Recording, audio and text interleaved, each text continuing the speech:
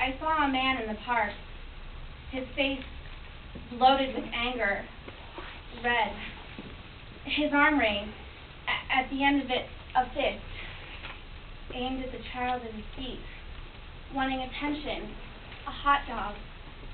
I want something to eat. I want... But he had nothing to give. No money, no patience, no anything. And fury surged up in him as if from hell itself, and the fist raised like a bullet ready to explode, and the child cringed and screamed, "Please, no, don't!" And he didn't. He stopped, his arm frozen as if arrested by an idea. And he looked at the little girl as if he could see her for what she was. Small, frightened, innocent. And he picked her up and tossed her into the air, and the little girl's laughter sounded like bicycle bells and sparrows twittering in flight.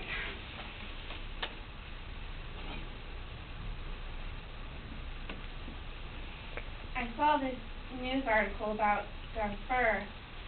These Janjaweed militiamen were riding their horses into a burning African village, firing their automatic rifles at the scattering villagers. Bareback, sandaled feet, ragged clothes looking against bone-thin limbs. And in one militiaman's path, an African woman, a Zagawin, eyes filled with terror, arm raised as if to send a blow, and at her breast, the nose of her 9-month-old baby.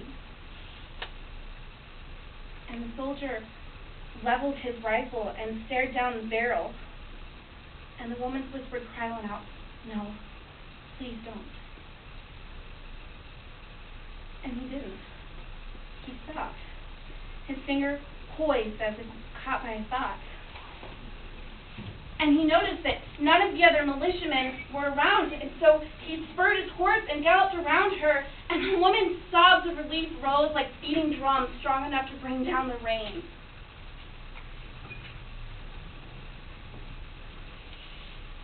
I read an article in a magazine about a Muslim girl, a Bosnian, just 15, who was dragged from her bed and taken to a camp, surrounded by men who threatened to rape her and break her, who hit her and beat her, and she beseeched them, "No, please, don't!" And a teenage boy passing by heard her cries, and he stopped. He went over to look and said, "I know you. You went to school with me in Frigidaire." And he saw her for who she was.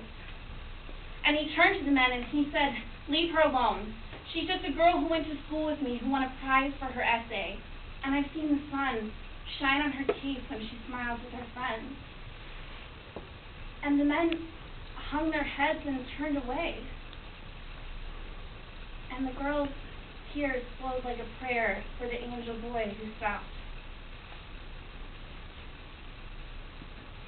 I went to school with a girl who used to change in the bathroom stalls when we got ready for PE.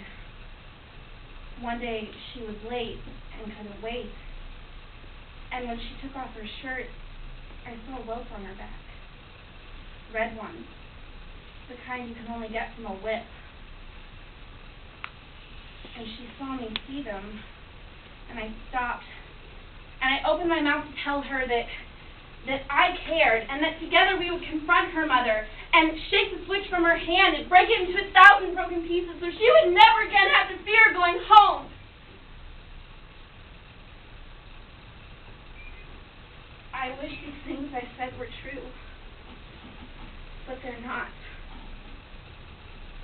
No. The father hit, the soldier fired, I did not speak. I turned away. I pretended I had not seen.